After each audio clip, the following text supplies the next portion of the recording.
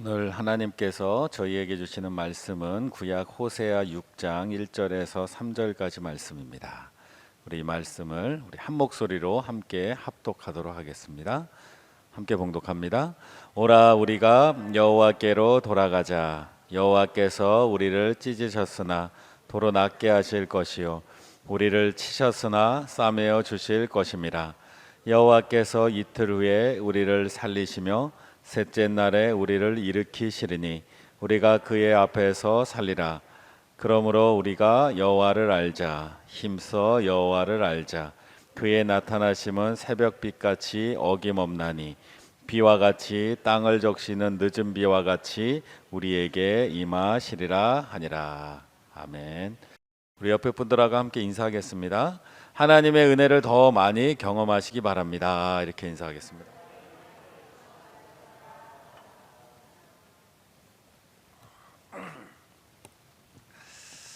하나님을 믿는데 하나님을 믿는 것도 이렇게 범위가 있는 것 같아요. 모든 것을 다 믿는 사람 쉽게 사실은 생각하기 좀 어려울 것 같아요. 여러분 어느까지 다 믿으세요? 하나님이 창조하신 우주를 창조하신 것을 믿으시죠? 예, 우주를 창조하신 하나님이라면 홍해를 가른 것도 믿을 수 있어요. 그죠? 오병이의 기적을 행하신 예수님, 부활하신 예수님, 하나님께서 치료하실 수 있는 질병, 감기도 치료하시고 암도 치료하실 수 있다라는 거, 역사를 또한 주관하신 하나님을 다 믿어요. 근데 실질적으로 이런 믿음들이 다 한 번에 다 오는 건 아닌 것 같아요. 신앙생활 하면서 하나님에 대한 믿음이 커지는데 이것을 하나님의 믿음이 점점 자라나는 것 같아요. 그래서 어느 범위까지 믿어지고 사실 말은 못하고 저도 뭐 초신자들하고 이렇게 얘기하다 보면 하나님은 믿는데 부활은 안 믿어져요. 이런 분들도 있거든요. 그거 당연한 거예요. 근데 하나님을 향한 믿음이 자라나는데 하나님을 아는 지식이 자라나면 하나님을 믿는 믿음이 자라납니다. 그래서 하나님을 알자. 오늘 본문에 있는 것처럼 호세아 선지자가 힘써 하나님을 알자라는 것은 하나님을 아는데 경험하고 알아가고 내 실질적으로 하나님을 믿어가는 만큼 알아가는 거예요. 이런 생각을 한번 해봐요. 세상에는 많은 신에 대한 개념이 있어요. 신에 대한 개념들이 많아요. 사람들마다 신을 생각하는 생각들이 있는데 우리는 여호와 하나님을 유일신이라고 생각하는데 실질적으로는 하나님을 믿는 신앙이 어쩌면 여호와 하나님이 아닌 다른 것과 좀 비슷해 있지 않나 생각도 하게 됩니다. 예를 들면 무신론이라는 게 있어요. 하나님은 없다. 하나님은 있다라는 거 우리는 다 믿어요. 일단 그 다음에는 불가지론이라는 게 있어요. 하나님이 계신지 사람이 알지 못한다. 근데 우리는 하나님을 믿는다고 하면서도 어쩌면 현실적인 면에서는 불가지론적으로 살고 있지 않는가. 즉 하나님을 믿는데 하나님의 뜻이 무엇인지 모르겠다. 하나님은 믿는데 하나님의 뜻이 무엇인지 모르겠다라는 것은 신앙에서 실질적으로는 불가지론자에 가깝다라는 거예요. 하나님의 뜻을 모를 수가 없어요. 우리는 하나님의 뜻을 알아야 돼요. 또 다신론자들은 세상에는 많은 종류의 신들이 있어요. 왜 다신론이냐? 농사를 지을 때는 농사를 돕는 신이 필요하고 전쟁을 할 때는 전쟁에 돕는 신들이 필요해서 다신론이에요. 그래서 우리가 하나님을 믿는다고 하면서 실제로는 다신론적으로, 즉 다신론을 믿는 사람들은 내가 필요한 것들을 도와주는 신들이 필요하거든요. 그래서 하나님도 혹시 나의 필요에 따라서 하나님을 찾고 있다면 나는 여호와 하나님을 믿는다 하면서 실제로는 다신론자처럼 살 수도 있다는 거예요. 다음을 보면 범신론이라는 게 있어요. 범신론은 우주 자체가 신과 동일하다. 모든 우주 만물에 창조자가 깃들여져 있다. 모든 것은 다 신이 만들었다. 이게 범신론자예요. 근데 범신론자는 모든 것을 다 하나님이 만들었어요.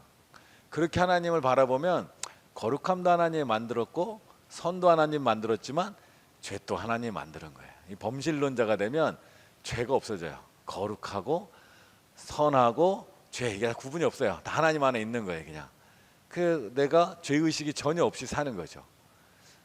예를 들어 이단 중에는 이제 구원파들이 거의 이런 이거 가까운, 실제로 하나님을 믿는데 하나님 믿는다 말하는데 현실에서는 범신론자처럼 살고 있는 사람들이 있다. 자연신론도 있어요. 자연신론은 하나님이 세상을 창조하신 것을 믿는데 하나님은 자연 법칙을 만들어서 그냥 하나님은 손대지 않아도 자연스럽게 흘러간다. 우리 또한 그 법칙 안에서 태어나고 죽고 또 다음 세대가 오고 이렇게 생각하는 게 바로 자연신론이에요. 하나님을 믿는 사람들 중에도 자연신론처럼 하나님은 나의 삶에 간섭하지 않는다. 하나님은 나에게 특별한 기적을 행하시지 않는다. 나는 하나님이 내 삶에 간섭하고 이런 게 모르겠다 하는 사람들. 하나님을 믿지만 거의 자연신론에 가깝죠. 우리는 유일신론, 하나님이 한 분이시라는 걸 믿습니다. 그래서 하나님 한 분이 우리의 삶에 간섭하시고 또 하나님이 우리를 사랑하시고 또 하나님께서 우리의 삶에 역사하시고 또 하나님은 선악을 구분해서 하나님 우리의 삶을 인도하시도록 이끌어 간다는 거예요. 근데 우리가 실제로는 유일하신 하나님을 입으로 고백하지만 삶으로는 그렇지 못할 때가 있다는 거예요. 그것을 넘어서, 그런 우리의 현실을 넘어서 유일하신 하나님을 더 알아가는 것, 그것이 바로 하나님을 향한 지식이라고 말합니다. 그래서 오늘 하나님에 대한 지식을 할 텐데, 하나님을 아는 지식은 첫 번째 우리가 생각할 것은, 하나님을 아는 지식은 하나님을 경험하면서 오는 거예요. 이건 실질적으로 몸으로 경험하는 것도 있지만 하나님을 지식이 됐든 감정이 됐든 삶의 열매가 됐든 성령의 열매가 됐든 하나님을 알아가는 게 경험적으로 알아가는 게 머릿속으로 있는 추상적으로 남는 게 아니에요. 아까 여러 가지 신론을 말했지만 하나님을 추상적으로 알면 현실과 다른 그런 신앙의 모순 상태에 빠질 수 있다는 거예요. 그래서 하나님 안다는 것은, 하나님을 더 알아간다는 것은 굉장히 중요한데요. 먼저 우리가 하나님을 알아야 되는 이유가 있어요. 그 이유 첫 번째는 뭐냐면 인생의 목적과 역사의 목적을 알 수 있기 때문이에요. 우리의 삶에서 하나님을 안다는 것, 하나님을 더 알아간다는 것은 우리의 삶의 목적과 또 이 세상에 돌아가는, 하나님이 세상을 다스리기에 세상의 목적을 알아간다는 거예요. 그 하나님을 안다는 것은 굉장히 중요해요. 우리 신앙에 있어서. 요한복음 17장 3절에 보면 영생은 곧 유일하신 참 하나님과 그가 보내신 자 예수 그리스도를 아는 것이니라. 영생은 하나님께서 우리에게 주신 최고의 선물입니다. 우리의 삶에 주시는 최고의 목적이에요. 우리로 하여금 예수님을 영접하여 멸망치 않고 영생을 얻게 하려 하심이에요. 근데 그 영생은 하나님을 아는 것에서부터 그리스도를 아는 것이다. 여기서 안다는 것이 지식으로 아는 것이 아니라 경험하여 안다는 거예요. 믿음으로 안다는 것이고 하나님과 동행한다는 뜻이에요. 그래서 하나님을 아는 것은 굉장히 중요한데, 에레미야서 9장 23절과 24절에 보면 이렇습니다. 여호와께서 이와 같이 말씀하시되 지혜로운 자는 그의 지혜를 자랑하지 말라. 용사는 그의 용맹을 자랑하지 말라. 부자는 그의 부함을 자랑하지 말라. 자랑하는 자는 이것으로 자랑할지니 곧 명철하여 나를 아는 것과 나 여호와는 사랑과 정의와 공의를 땅에 행하는 자인 줄 깨닫는 것이라. 나는 이 일을 기뻐하노라. 여호와의 말씀이니라. 세상에 다른 거 다 자랑할 거 없다. 그거 다 필요 없는 거예요. 사실은 지나고 나면. 지금 당장은 필요하지만 10년 뒤에 필요 없는 거, 20년 뒤에 필요 없는, 내 생이 끝날 때 필요 없는 것이, 그건 다 의미가 없어지는 거예요. 지금은 중요하지만 시간이 지나면 의미가 없어지는 것. 그래서 결국 헛된 것이 되어버릴 수 있는 것인데, 가장 중요한 것은 하나님을 아는 것인데, 하나님을 안다는 것이 뭐라고 말하냐면 나 여호와는 사랑과 정의와 공의를 땅에 행하는 자다라는 거예요. 여기서 하나님이 목적이 나옵니다. 바로 하나님이 이 땅을 향한, 우리를 향한 목적은 간단히 말하면 세 단어입니다. 사랑과 정의와 공의입니다. 예수님께서 이 땅에 오신 것은 우리를 사랑하시기 때문이고, 십자가에 죽으신 이유는 하나님께서 죄를 심판하시기 위한 정의를 세우시는 거예요. 그 공의를 통하여 하나님은 그 누구도 구원에서 소외되지 않고 모든 사람을 구원하시는 하나님의 목적이 그 안에 있다는 거예요. 그래서 우리가 그 땅을 살면서 하나님이 우리에게 원하시는 건 뭐고 하나님이 일하시는 목적은 뭐냐? 사랑과 공의와 정의다. 아주 단순하게 생각하면 딱 이 세 가지 안으로 들어와야 돼. 그래서 우리가 하나님의 일을 할 때 이것이 하나님의 뜻인가 아닌가 구분하는 가장 중요한 기초적인 기준은 이것이 사랑인가? 이것이 공의인가? 이것이 정의인가를 따져보면 돼요. 그 안에 범위에 있음. 하나님의 말씀으로, 성경으로 우리에게 주신 하나님의 사랑인가? 하나님의 공의인가? 하나님의 정의인가를 따져보면 이게 하나님의 뜻이구나. 하나님이 이것을 목적하고 계시는구나. 우리는 그곳에 동참하고 나갈 수 있다라는 겁니다. 하나님은 우리를 그렇게 다스리게 원하시고 실제로 세상은 그렇게 흘러왔습니다. 지금도 하나님을 믿던 믿지 않던 세상은 점점 공의로운 세상을 향하여 나가고 정의로운 세상을 향하여 나갑니다. 사랑을 향하여 나가면 더 좋겠는데 아직은 그렇게 사랑까지 알고 있는 사람은 많지 않은 것 같아요. 근데 세상에서 많이 들리는 소리가 공의롭냐 정의롭냐, 정의란 공의란. 사랑은 이제 우리 하나님을 아는 우리, 그 모든 것을 완성하는 것이 바로 하나님의 사랑이기에 하나님 아는 우리는 하나님의 목적이 사랑에 있다는 걸 알지만 세상 아직 거기까지는 알지 못하는 것 같습니다. 그래서 오늘 본문의 호세아 선지자의 호소는 바로 하나님의 목적, 사랑과 공의와 정의를 향한 목적인가, 그 목적을 호세아 선지자가 당시 이스라엘 사람들에게 말해주는 겁니다. 1절과 3절을 한번 제가 읽으면 이렇습니다. 오라 우리가 여호와께로 돌아가자. 여호와께서 우리를 씻으셨으니 찢으셨으니 도로 낫게 하실 것이요 우리를 치셨으나 싸매어 주실 것이라. 3절 그러므로 우리가 여호와를 알자. 힘써 여호와를 알자. 그의 나타나심은 새벽빛같이 어김없나니 비와 같이 땅을 적시는 늦은 비와 같이 우리에게 임하시리라 하니라. 호세아 선지자 당시 북이스라엘이 아주 고통스럽게 있어요. 강대국이 막 공격하고 있었어요. 그런데 이스라엘 사람들은 하나님께서 왜 우리에게 이런 고난을 주시는가 이해할 수가 없었어요. 하나님 우리의 백성, 하나님이 우리의 하나님이라면 우리를 지켜주실 텐데 강대국이 계속 공격하고 수많은 사람들이 목숨을 잃고 수많은 도시들이 파괴되고 있는 거예요. 하나님께서 왜 우리를 이렇게 치실까? 왜 하나님은 우리 자기 백성을 돌보시지 않는가? 하나님이 계시지 않는가? 자연신론처럼 하나님은 계시지만 우리와 전혀 상관없는 거 아닌가? 하나님이 우리의 삶에 하나님의 뜻을 이루어 주신다면 우리를 보호해 주셔야 될 텐데 그 약속은 어디 갔는가 하는 고민 가운데 빠져 있는 거예요. 고통 속에서.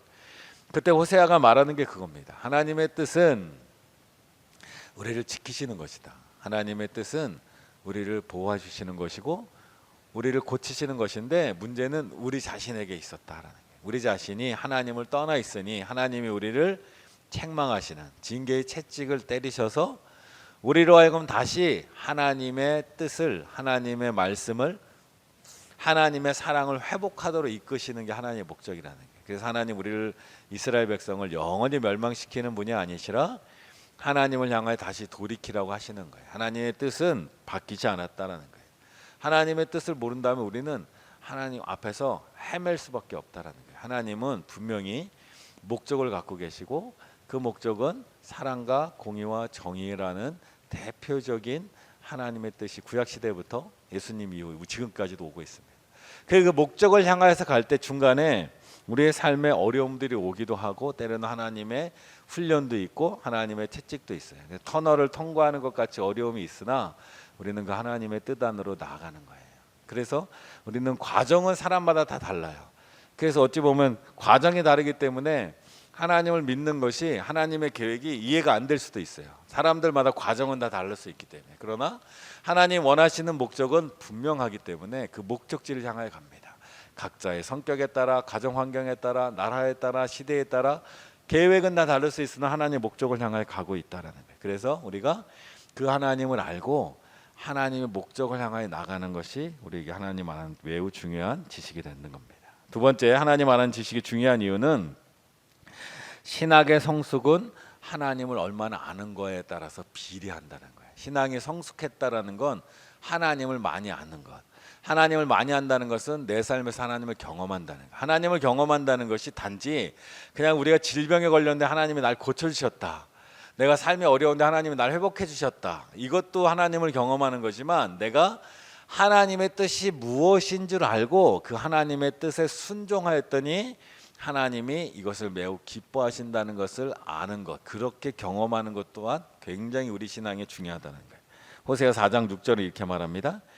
내 백성이 지식이 없으므로 망하는도다. 내가 지식을 버렸으니 나도 너를 버려 내 제사장이 되지 못하게 할 것이요 내가 내 하나님의 율법을 잊었으니 나도 내 자녀들을 잊어버리라. 내 백성이 지식이 없으므로 망하는도다. 이렇게 말합니다.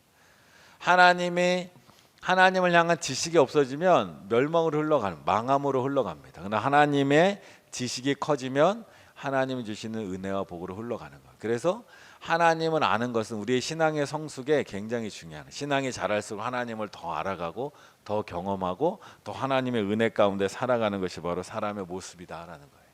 그래서 우리에겐 그런 귀한 은혜가 필요합니다. 그런데 오늘날 살다 보면 우리가 하나님을 아는 지식을 얻는데 또 하나님을 경험하는데 조금 등한시하는 경우들이 생깁니다. 성도가 하나님의 아는 지식을 잘 모르는 경우가 생겨요. 왜 그럴까? 몇 가지 이유들이 있는데 보면 우리 성도들의 마음이 죄와 연결돼 있어서 그렇습니다. 쉽게 말하면 우리 속에 아직 죄의 뿌리가 남아 있어요.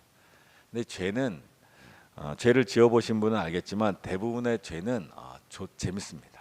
쾌락, 욕심, 재미는 죄가 재밌습니다. 야고보서 1장 14절 15절 이렇게 말합니다. 오직 각 사람이 시험을 받는 것은 자기 욕심에 끌려 미혹됨이니 욕심이 잉태한즉 죄를 낳고 죄가 장성한즉 사망을 낳느니라.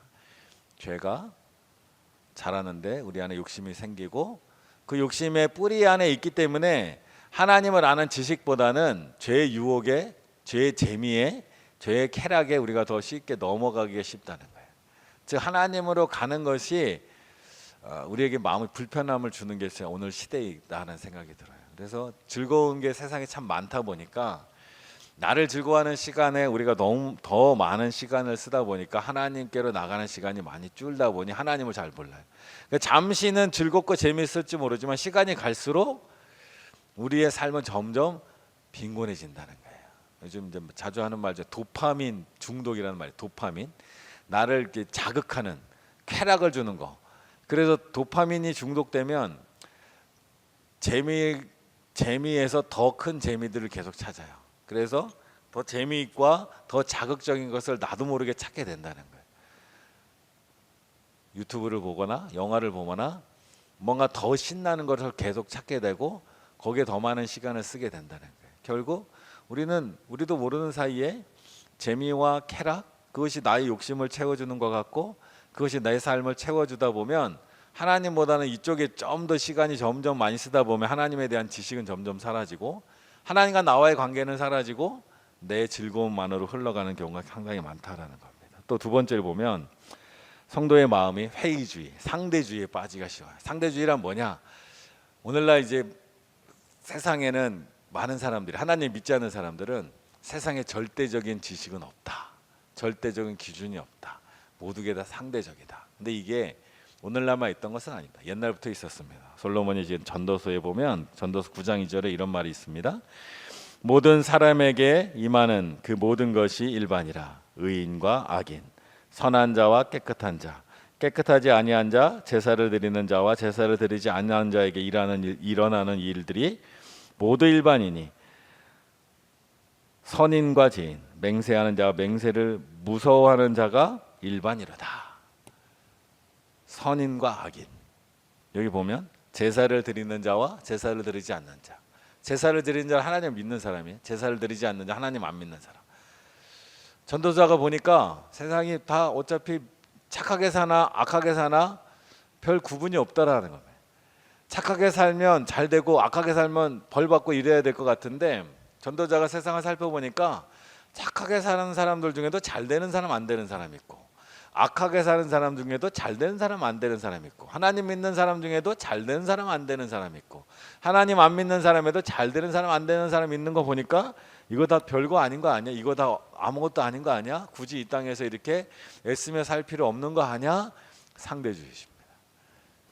우리도 이런 마음들이 있잖아요.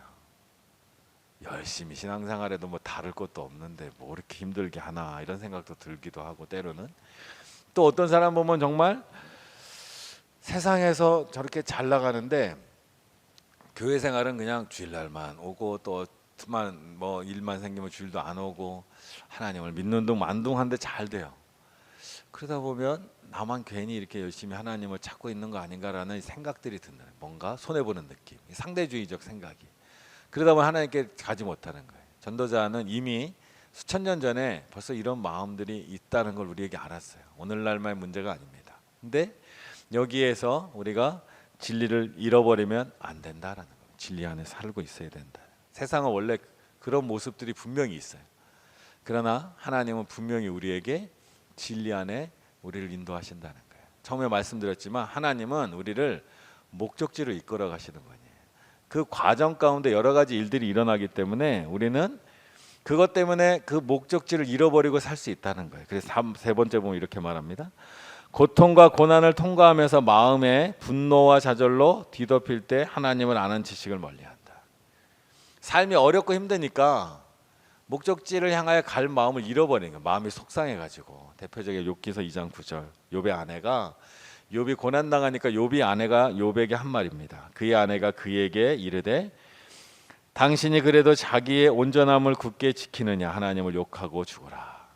욥이 그렇게 하나님을 잘 섬기기 위하여 애썼고 힘썼고 하나님이 인정할 만큼 믿음이 있고 또 그의 자녀들이 혹시라도 죄를 지을까 봐 그 자녀들이 외출하고 돌아오고 어디 멀리 갔다 오면 제사를 드리며 하나님 앞에 성결하기 위해 애썼는데 야 이렇게 살아면 무슨 소용이 있냐 이런 겁니다.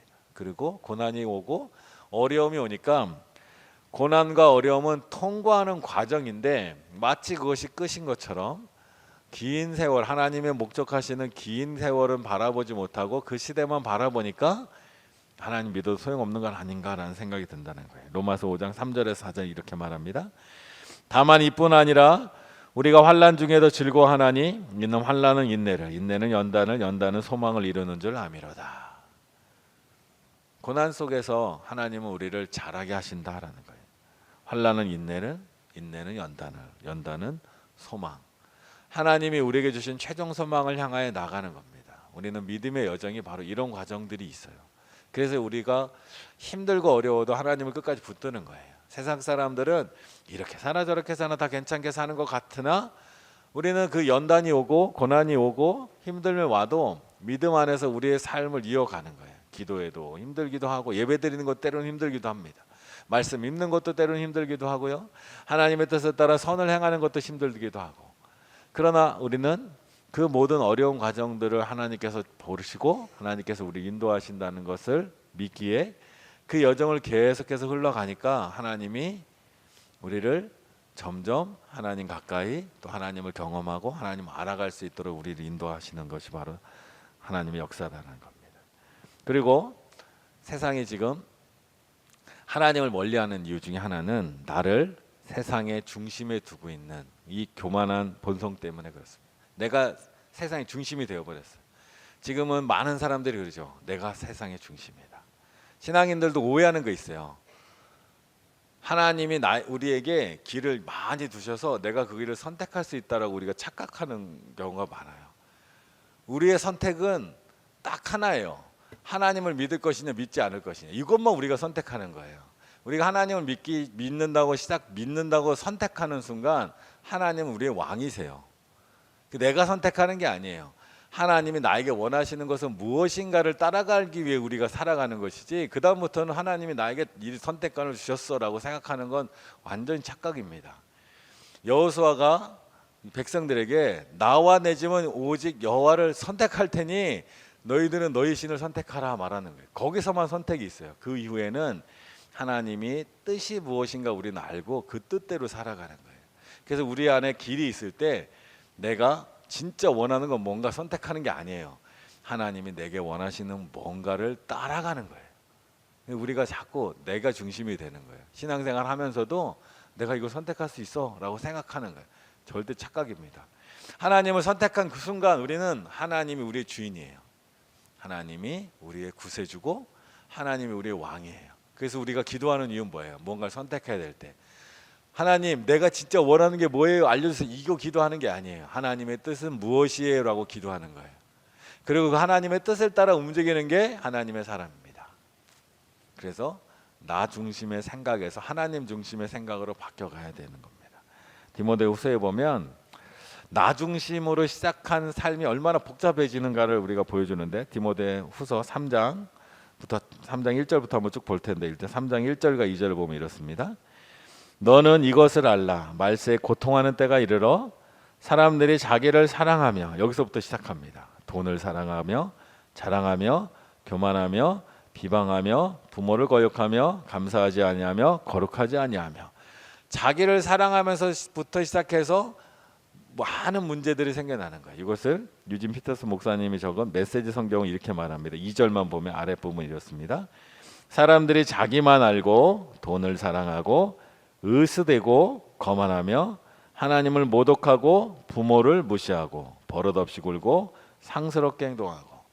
나를 사랑하면서 시작하면 이런 일들이 우리 안에 계속 연쇄적으로 일어납니다.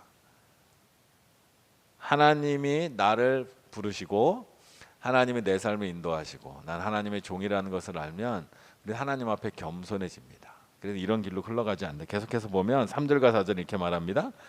무정하며 원통함을 풀지 아니하며 모함하며 절제하지 못하며 사나우며 선한 것을 좋아하지 아니하며 배신하며 조급하며 자만하며 쾌락을 사랑하기를 하나님 사랑하는 것보다 더하며. 유진 피터슨 목사님 메시지 성경으로 보면 아랫부분이 있습니다. 죽기 살기로 경쟁하고 고집을 부리고 남을 헛돌고 난폭하고 잔혹하고 남을 비꼬고 배반하고 무자비하고 허풍을 떨고 정욕에 빠지고 하나님을 몹시 싫어할 것입니다. 이런 모습들이 우리 안에 나타나는 거예요. 나를 사랑하면 다 어디서? 나를 사랑하는 마음에서 이어져서 나오는 거예요. 나를 사랑하는 마음. 하나님을 사랑하지 않으니까 하나님을 인정하지 못하는 거예요. 현실에서 나를 사랑하지, 나를 지켜야 되고 나를 보호해야 되고 내 기분 나쁘면 안 되고. 하나님께서 우리에게 허락하신 모든 삶 속에서 하나님의 뜻이 무엇인가를 발견할 생각을 못하고 그냥 내가 괴로우면 다 나쁜 거고 나를 시원한 사람 나도 미워해도 되고 또 내가 이겨야 되고 내가 남들보다 평안해야 되고 여기서부터 시작하니까 이게 엉망이 되어버린다는 거예요. 그래서 5절은 이렇게 말합니다. 경건의 모양은 있으나 경건의 능력은 부인하니 이 같은 자들에게서 내가 돌아서라. 메시지 성경을 보면 겉으로는 경건한 척하지만 그들 속에는 짐승이 들어앉아 있습니다. 그러한 자들을 멀리하십시오. 겉으로는 하나님 믿는 척하지만 믿는 것이 아니다라는 거예요. 외모는 그럴듯해요. 예배도 드리고 뭐 다 해요. 근데 속에는 나를 사랑하는 마음이 있는 거예요. 그 마음으로 살아가는 거예요. 마치 내 속에 있는 것은 하나님이어야 되는데 내가 그 중심에 서 있는 거예요. 그러다 보니 하나님을 알고자 하는 지식에서 점점 멀어져서 내가 살아가고 있는 모습들, 이 안 좋은 모습들이 우리 안에 굉장히 많다라는 거예요. 그래서 하나님을 알고자 하는 지식에서 우리를 자꾸 멀리 가도록 만드는 요소들이 우리에게 참 많다라는 거예요. 그래서 이것을 생각해 볼 때 하나님을 알기 위해서 우리 마음에 먼저 가져야 될 중요한 출발점이 있는데, 첫째는 하나님이 인간에게 자신을 보여주셔야 인간은 그분을 알 수 있다. 계시죠, 계시. 모든 것의 시작은 하나님입니다. 모든 것의 시작은 내가 아닙니다. 내가라는 것은 하나님이 없는 거예요. 모든 것의 시작은 하나님이시다라는 겁니다. 고린도서 2장 9절과 10절입니다.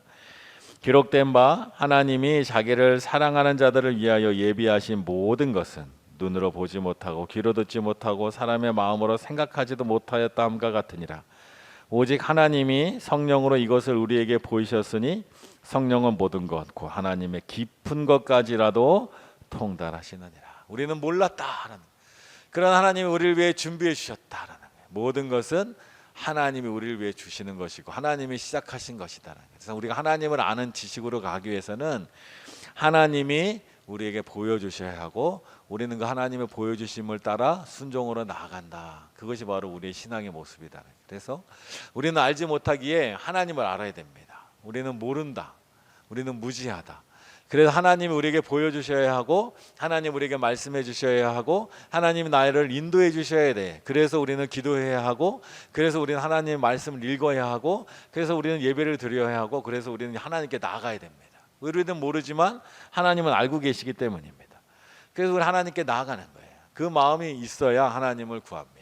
그 마음이 있어요. 하나님을 더 알기 위하여 공부하고 그 하나님의 말씀을 알게 돼서 성경을 읽고 그렇게 우리가 하나님 앞에 나아가는 것, 그것이 우리의 신앙의 하나님을 점점 알아가는 과정입니다. 두 번째는 우리는 결코 하나님에 대해서 완전히 이해할 수 없다라는 거예요.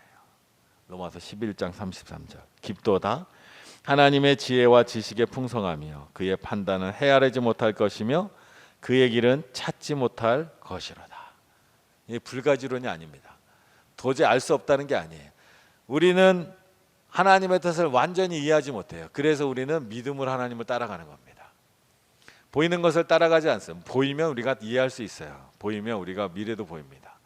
그러나 우리의 미래는 하나님이 우리에게 감춰 놓으셨어요. 근데 하나님은 우리를 인도하셔요. 우리는 그것을 믿고 가는 거예요. 완전히 이해하지 못하지만 하나님께로 나아가는 것. 그것이 바로 신앙입니다. 그래서 우리는 하나님을 더 경험해가고 알아가는 거예요.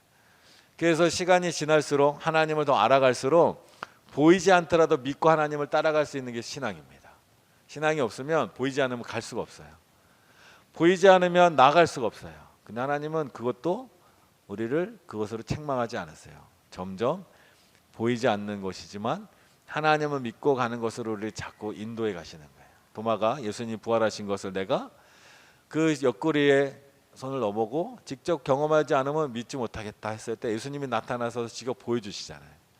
근데 이후에 도마는 아마 주님의 음성만 듣고 성령의 인도하심을 따라 계속해서 복음을 전하고 나가서 도마는 오늘날 말하면 인도까지 복음을 전하려고 나갔던 바로 그분이 바로 도마입니다. 그러니까 우리의 삶이 하나님이 우리에게 모든 것을 다 알려주시지 않으세요. 알 수도 없고요. 이해할 수도 없고. 우리가 만약 하나님께서 하나님의 계획을 우리에게 다 알려주시면 우리는 하나님께 아마 반발했을 거예요. 나는 그 계획이 싫어요, 하나님. 그 길로 가고 싶지 않아요. 그랬을 거예요. 근데 하나님은 우리에게 그것을 다 알려주시지 않아요. 가지 못할까 봐. 이스라엘 백성이 광야를 탈출했을 때 하나님이 더 빠른 길이 있었지만 먼 길을 돌아가게 만드시면서 하시는 말씀이 바로 그거죠. 빠른 길로 갈 수 있으나 빠른 길로 가다가 전쟁이 나면 이 백성이 다 무서워가 다 도망갈까 봐 내가 안전하고 평안한 길로 돌아가게 해준다. 하나님이 우리를 향한 계획은 우리의 생각보다 훨씬 더 크시다는 거예요. 우리는 하나님의 뜻을 다 이해할 수 없으나 하나님 우리 가운데 역사하십니다. 그래서 우리는 그 하나님을 믿고 가는 거예요. 그래서 우리는 그 하나님을 그 모든 일들 속에서 하나님을 알아가는 거예요. 지식으로만 하는 게 하나님을 아는 게 아니라 하나님의 말씀을 삶에서 실천하고 하나님을 따라가면서 하나님을 경험하고 하나님을 더 알아가는 거예요. 아, 하나님은 이러신 분이구나. 아, 하나님은 이렇게 우리를 사랑하시는구나. 아, 하나님은 이 땅이 우리의 삶이 이렇게 공의로워지기를 원하시는구나. 하나님은 정의를 우리에게 이루시기 원하시는. 그래, 하나님은 정의로우신 분이기에 우리가 거룩하게 살기를 원하시는 분이시구나. 하나님은 이런 작은 것까지도 올바로 하기를 원하시는구나. 경험으로 알아가는 거예요. 그러면서 우리의 삶이, 우리의 신앙이 자라간다라는 겁니다. 정리해 보면 이렇습니다. 하나님을 아는 지식은 하나님을 경험하면서 옵니다. 그리고 인생의 목적, 역사의 목적은 하나님을 알 때 알아갈 수 있어요. 하나님의 목적은 분명합니다. 사랑과 정의와 공입니다. 그리고 신앙의 성숙은 하나님을 아는 것과 비례합니다. 그래서 우리가 하나님을 더 알고 그 하나님을 더 경험하고 하나님을 더 알아가고 더 경험하면서 우리 신앙이 자라가는 거예요. 그래서 우리가 예배하는 것, 기도하는 것, 또 삶의 현장에서 그 말씀을 따라 실천하는 것, 주님께서 우리에게 명령하시는 것을 따라서 행동하고 나아갈 때 우리의 삶에서 하나님을 경험하는 거예요. 믿음으로 살아갈 때 하나님을 경험하는 거예요. 하나님의 계획이, 하나님의 뜻이 보이지 않아요. 그러나 믿음으로 순종할 때 하나님이 어떤 분이신지 우리가 경험하고 알게 된다는 거예요. 그래서 우리의 삶이 점점 하나님을 알아갑니다. 그래서 나이가 많아지고 신앙생활을 오래 할수록 하나님을 더 알아야죠. 그래서 신앙생활을 오래 할수록 신앙이 연륜이 작은 분들에게 도움을 줄 수도 있고 하나님의 어떤 분이신가 더 알려줄 수도 있고 격려해주고 위로해주고 신앙이 커갑니다. 그래서 신앙이 아버지에서 아들로, 아들에서 또 그 아들로 이어져 가는 거예요. 신앙은 원래 대대로 이어져 가는 겁니다. 신앙이 잘한 사람이 있기에 이어주는 거예요. 그게 없으면 이어줄 수가 없는 거죠. 어른이 젊은이에게 하나님을 물려주는 거, 알려주는 거예요. 그 신앙이 아브라함 때부터 여기까지 쭉 내려온 게 바로 이스라엘 역사다라는 겁니다. 우리 또한 이 믿음으로, 이 신앙으로 계속해서 자라는 우리 되기를 간절히 축원합니다.